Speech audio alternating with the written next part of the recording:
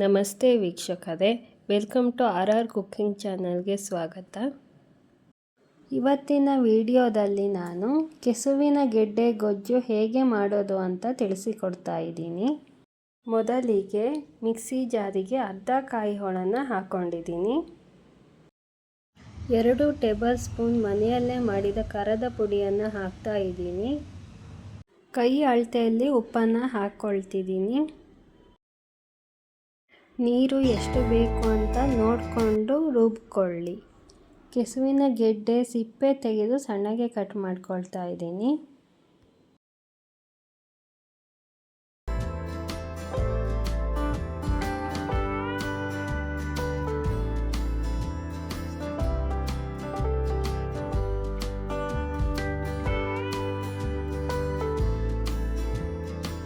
ಬಾಣಲಿಗೆ 3 spoon ತೆಂಗಿನ ಎಣ್ಣೆಯನ್ನು ಹಾಕಿಕೊಳ್ಳಿ. ನಾನು ಕಣ್ಣು ಅಳತೆಯಲ್ಲಿ ಹಾಕಿಕೊಳ್ತಾ ಇದ್ದೀನಿ ಎಣ್ಣೆ ಕಾದ ಮೇಲೆ 1 ಸ್ಪೂನ್ ಉದ್ದಿನಬೇಳೆ, 1 ಸ್ಪೂನ್ ಕಡಲೆಬೇಳೆ ಹಾಕಿಕೊಳ್ತಾ ಇದ್ದೀನಿ.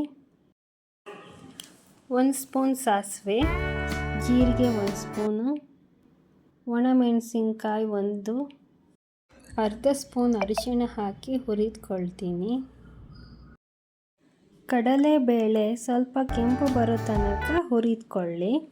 1 ಕರಿಬೇವು ಎಸಳನ್ನು ಹಾಕ್ತಾ ಇದ್ದೀನಿ. ಹೆಚ್ಚಿಟ್ಟ ಕೆಸುವಿನ ಗೆಡ್ಡೆಯನ್ನು ಹಾಕಿ ಹುರಿದುಕೊಳ್ಳಿ.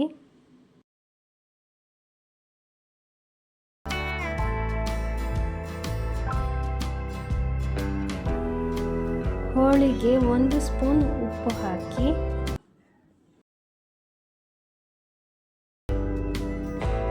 ಹೋಳಿಗೆ 1 ಲೋಟ ನೀರು ಹಾಕಿ ಬೇಯಿಸಿಕೊಳ್ತಾ ಇದ್ದೀನಿ.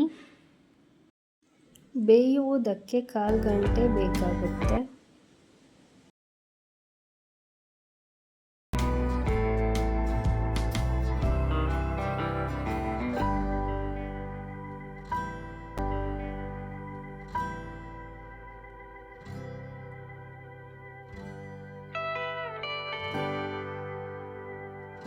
ಹೋಳು ಬೆಂದ ಮೇಲೆ ರುಬ್ಬಿದ ಮಿಶ್ರಣವನ್ನು ಹಾಕಿಕೊಳ್ಳಿ.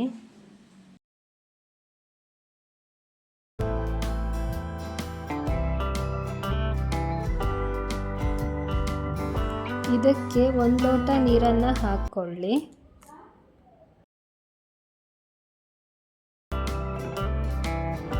ಐದರಿಂದ 10 ಸಣ್ಣ ಪೀಸಿನ ಬೆಲ್ಲವನ್ನು ಹಾಕಿಕೊಳ್ತಾ ಇದ್ದೀನಿ.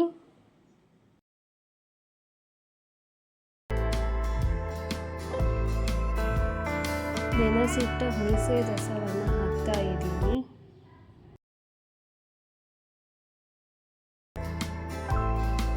ಈ ರೀತಿ ಚೆನ್ನಾಗಿ ಕುದಿಸಿಕೊಳ್ಳಿ. ಕೆಸುವಿನ ಗೆಡ್ಡೆ ಗೊಜ್ಜು ಅನ್ನ ಚಪಾತಿಗೆ ಸೂಪರ್ ಕಾಂಬಿನೇಷನ್ ಅಂತಲೇ ಹೇಳಬಹುದು. ಕೆಸುವಿನ ಗೆಡ್ಡೆ ಗೊಜ್ಜು ರೆಡಿಯಾಗಿದೆ. ಕೆಸುವಿನ ಗೆಡ್ಡೆ ಗೊಜ್ಜಿನ ವಿಡಿಯೋ ನಿಮಗೆ ಇಷ್ಟವಾದಲ್ಲಿ ಲೈಕ್, ಶೇರ್, ಸಬ್ಸ್ಕ್ರೈಬ್ ಮಾಡಿ. ಪಕ್ಕದಲ್ಲಿರುವ ಬೆಲ್ ಐಕಾನ್ಗೆ ಆಲ್ ಅಂತ ಸೆಲೆಕ್ಟ್ ಮಾಡಿ. ಮುಂಬರುವ ವಿಡಿಯೋ ನಿಮಗೆ ನೋಟಿಫಿಕೇಷನ್ ಮುಖಾಂತರವಾಗಿ ಬೇಗ ತಲುಪುತ್ತದೆ.